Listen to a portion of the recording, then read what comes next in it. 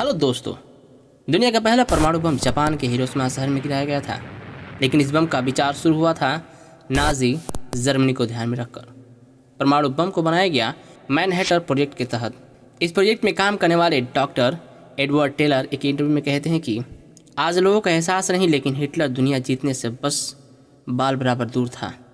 ये बात है 1939 की, जब हिटलर ने पोलैंड पर आक्रमण कर दिया और दूसरे विश्व युद्ध की शुरुआत हुई थी। हालांकि जिस बम ने इस युद्ध को ख़त्म किया, उसे बनाने का विचार शुरू 1938 में ही हो गई थी। उस साल जर्मनी के 3 वैज्ञानिक ने एक ज़बरदस्त खोज की। उन्होंने यूरेनियम एटम को उसके अवयवों से तोड़ डाला। इस खबर ने जर्मनी के सारे वैज्ञानिकों को चिंता में डाल दिया, क्योंकि E=mc² के हिसाब से ऐसी रिएक्शन अपने पीछे बहुत सारी ऊर्जा पैदा कर सकती थी।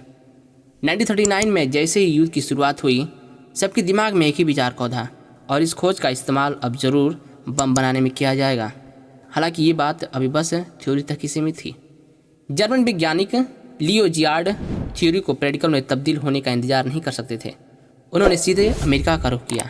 जियार्ड अमेरिकी सरकार को इस खतरे के प्रति आगाह करना चाहते थे, लेकिन उस काम के लिए उन्हें ज़रूरी थी एक ऐसी आवाज़ की जिसमें वजन हो।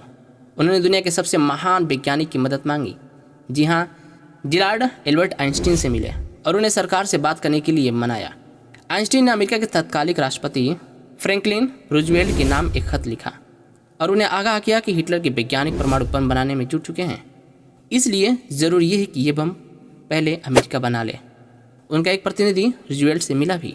इस खबर की गंभीरता को समझते हुए रूजवेल्ट तुरंत हरकत में आए।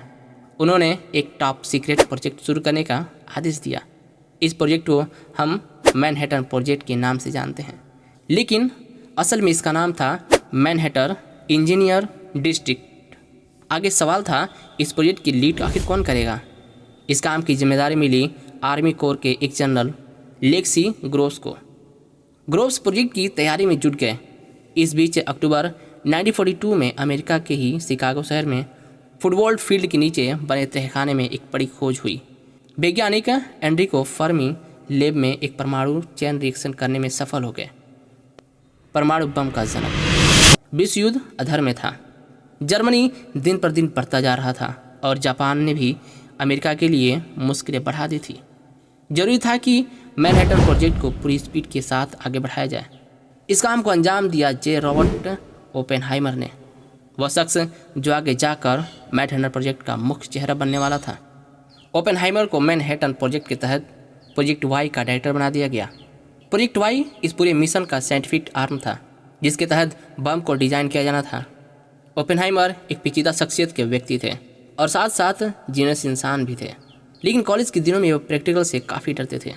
कॉलेज समय की एक बात है कि उन्होंने अपने प्रोफेसर को जहर देने की कोशिश की थी। एक प्रेमिका थी जिसने उन्हें कम्युनिस्ट विचारों से रूबरू कराया, और साथ साथ वो गीता भी पढ़ते थे। साहित्य में रुचि थी, लेकिन लोगों के साथ व्यवहार में अकड़ थे।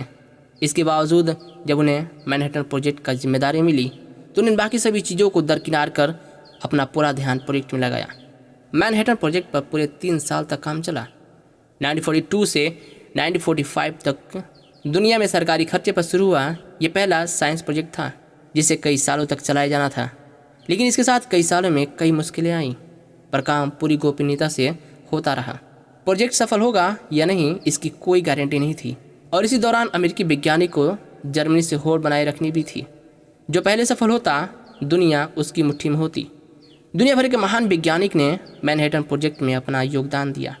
इनमें Oppenheimer, Leo Szilard, Enrico Fermi का नाम आपने सुना। इसके अलावा Niels Bohr, Richard Feynman, Klaus Fuchs जैसे दिग्गज वैज्ञानिक के नाम शामिल थे। मैनहट्टन प्रोजेक्ट के दौरान कुछ दिलचस्प वाकया कुछ यूँ ही। एक हिस्सा वो है जब प्रोजेक्ट के लिए 14,000 टन चांदी लोन ली गई। लोन की रिक्वेस्ट पहुंची यूएस ट्रेजरी डिपार्टमेंट के पास। चूँकि प्रोजेक्ट पूरी तरह सरकार के फंड में था, इसलिए ट्रेजरी ने सवाल उठाए कि ये रकम चाहिए आखिर क्यों। असली बात ये थी कि चांदी पैसे के तौर पर नहीं, परीक्षण के लिए धातु के तौर पर इस्तेमाल की जानी थी। लेकिन चूँकि पूरी मामला गुप्त था, इसलिए ये बात ट्रेजरी के अधिकारियों को नहीं बताई जा सकती थी। फिर भी किसी तरह से ये लोन सेक्शन हुआ। लोन हासिल करने की जिम्मेदारी कर्नल केनेथ निकल्स को मिली थी। वह जाकर ट्रेजरी उपसचिव डेनियल वेल से मिले। वेल एक बुजुर्ग व्यक्ति थे, जबकि निकल्स की उम्र उससे काफ़ी कम थी। निकल्स जब मिलने गए, बेल ने उनसे पूछा कि आपको अभी कितनी रकम चाहिए। निकल्स ने जवाब दिया 600 टन चांदी। बेल ने फिर कहा ट्राई आउंस में बताओ। यहाँ पर ये जान लीजिए कि ट्राई आउंस बहुमूल्य रत्नों के भार का एक मैट्रिक होता है। एक ट्राई आउंस 31.1 ग्राम के बराबर होती है। बहरहाल आगे किस्से सुनाते हैं। बेल के सवाल पर निकल्स ने जवाब देते हुए कहा कि मुझे नहीं पता कितने ट्राई आउंस, बस मुझे 600 टन चाहिए। वैसे भी क्या फ़र्क पड़ता है, ट्राई आउंस में हो या फिर टन में, चांदी तो उतनी ही होगी। यह सुनकर बेल ने निकल्स से कहा नहीं युवक, तुम्हारे लिए टन हो सकता है, लेकिन ट्रेजडी में गिनने वाले लोगों को सिर्फ ट्राई आउंस ही समझ में आता है। अंत में कैथरीन निकल्स को अपनी ज़रूरत की चांदी मिली। चूँकि ये लोन था, इसलिए उसे वापस करना पड़ा और इसे पूरे 25 साल लग गए। इस सालों में परीक्षण के लिए चांदी इस्तेमाल हुई, लेकिन जितनी लोन थी उसके 1% हिस्से से भी कम, 14,000 टन में से महज 300 किलो। ये किस्सा कर्नल केनेथ निकल्स की रोड टू ट्रिनिटी में दर्ज है। ट्रिनिटी परमाणु बम के परीक्षण का कोड था। 16 जुलाई 1945 को यह परीक्षण किया गया था। इस काम के लिए अमेरिका के न्यू मैक्सिको राज्य के लॉस एलामोस शहर से 330 किलोमीटर दूर रेगिस्तान में एक जगह को चुना गया, जिसका स्पेनिश भाषा में नाम था जोनाडा डेल मुएर्तो। इसे हिंदी में कहे तो मौत का सफ़र। अब बात करते हैं कि परमाणु विस्फोटक के दिन क्या हुआ। दरअसल 12 जुलाई को बम का प्लूटोनियम कोर साइट पर लाया गया। 15 तारीख तक बम को पूरी तरह से असेंबल कर एक 100 फुट ऊंचे टावर पर रख दिया गया। टेस्ट का समय 16 तारीख की सुबह 4 बजे निकली थी, लेकिन 15 तारीख की रात जोरदार बारिश हुई, इसलिए टेस्ट का समय आगे बढ़ाकर 5:30 कर दिया गया। टेस्ट की जगह से 20 किलोमीटर दूर 3 बंकर भी बनाए हुए थे ताकि टेस्ट का परीक्षण किया जा सके। जब नेचर का वक्त आया, बम तैयार थी, वैज्ञानिक तैयार थे, लेकिन फिर भी कोई ठीक नहीं बता सकता था कि आगे आखिर क्या होगा। थियोरेटिकल गणना में एक संभावना ये भी थी कि टेस्ट की चेन रिएक्शन कभी रुकी ही नहीं और वो पूरे वातावरण को भस्म कर डाले। टेस्ट से कुछ महीने पहले वैज्ञानिक ने इस बात पर खूब माथापच्ची की। लेल्सी ग्रोवस ने ओपनहाइमर से कहा कि अगर 2.5 करोड़ में एक भी संभावना ऐसी है कि इस परीक्षण से दुनिया नष्ट हो सकती है, तो परीक्षण बंद कर दो। तब ओपनहाइमर ने जवाब दिया, ऐसा होने की संभावना लगभग 0 है। ओपनहाइमर हालांकि टेस्ट के सफल होने से लेकर पूरी तरह श्योर नहीं थे। टेस्ट से कुछ मिनट पहले उन्होंने अपने एक साथी से शर्त लगाई। शर्त के अनुसार अगर टेस्ट सफल होता तो ओपनहाइमर उसे $10 देते, जबकि असफल होने की सूरत में उस बेचारे को अपनी 1 महीने की तनख्वाह से हाथ धोना पड़ता। शर्तें और भी लगी थी। एनरिको फर्मी सबसे ये शर्त लगा रही थी कि ये बस न्यू मैक्सिको शहर को ही नष्ट करेगा। 5:30 पर काउंटडाउन शुरू हुआ। गिनती 10 से शुरू हुई और जब 1 पर पहुंची, इंसान दुनिया तबाह करने की ताकत हासिल कर चुका था। मशरूम के आकार का गुब्बारा आसमान में ऊंचा उठा और दुनिया की सबसे ज़्यादा देखी गई तस्वीरों में से एक में तब्दील हो गया। इस परमाणु परीक्षण से 21 किलो टन विस्फोटक के बराबर ऊर्जा पैदा हुई। इसे बेहतर समझने के लिए आप कल्पना कीजिए कि आसमान में 5 फुटबॉल मैदान के बराबर आकार का एक आग का गोला, जिसके 15 किलोमीटर के इलाके में जो भी कुछ आया राख हो गया। इस विस्फोटक का असर मीलों दूर तक हुआ था, लेकिन सरकार ने परमाणु परीक्षण की बात लोगों से छुपा रखी। फिर भी एक शख्स था जिसने इत्तेफाक से इस परीक्षण का पता लगा लिया। कौन था यह शख्स? इसी से जुड़ा सुनिए एक और दिलचस्प कहानी। परमाणु बम का राज कैसे खोला। जिस दिन लॉस एलामोस में परीक्षण हुआ, उसके अगले ही रोज़ वहाँ से 300 किलोमीटर न्यूयॉर्क की एक कंपनी के दफ्तर से ग्राहकों का तांता लगा हुआ था। कंपनी का नाम था ईस्टमैन कोडेक, जो कैमरे की फिल्म बनाया करती थी। ग्राहकों ने कंपनी से आकर शिकायत की कि वो सारी फिल्में खराब निकल रही है, इसमें धब्बे लगे हुए हैं। कोडेक ने जूलियन वेब नाम के एक वैज्ञानिक को कारण का पता लगाने का जिम्मा सौंपा। लेमसविक तहकीक करते हुए पहुंचे इंडियाना राज्य की एक फैक्ट्री तक। इस फैक्ट्री में कार्डबोर्ड के वो डिब्बे बनाए जा रहे थे जिसमें कैमरे फिल्म को स्टोर किया जाता था। टेस्टिंग से ये पता चला कि इस कार्डबोर्ड से निकलने वाले रेडिएशन से फिल्में खराब हो रही थी। ऐसा पहले भी हुआ था, लेकिन तब रेडिएशन का कारण रेडियम हुआ करता था। इस बार रेडियम नहीं था।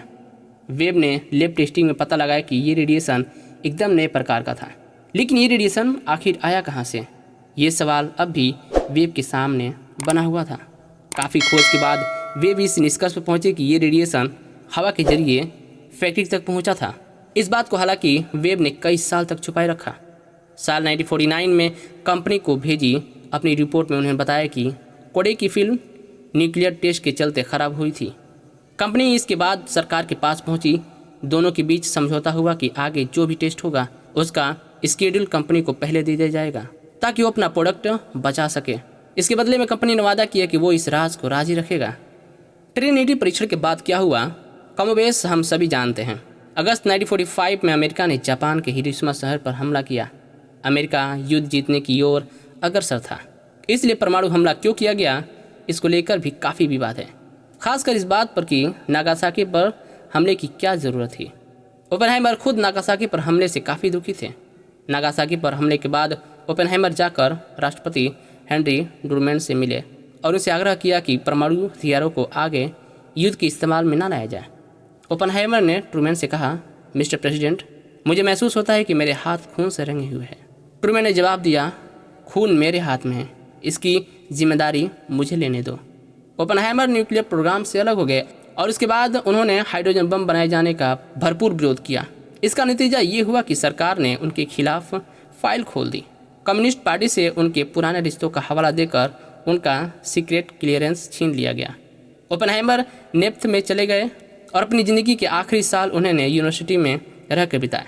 इस दौरान जब जब उनसे पूछा गया कि क्या उन्होंने न्यूक्लियर बम का हिस्सा बनकर कोई गलती तो नहीं किया, उन्होंने एक ही जवाब दिया, विज्ञान यही सीखने का नाम है कि कैसे एक गलती बार बार ना की जाए।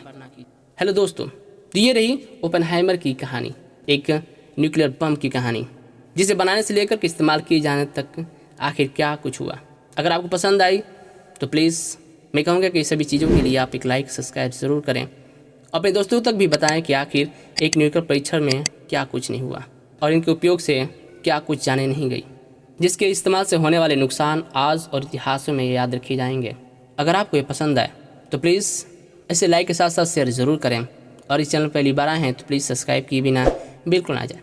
चलिए मिलते हैं नेक्स्ट वीडियो में, तब तक के लिए खुश रहिए, प्यार बांटिए। नमस्ते, आदाब।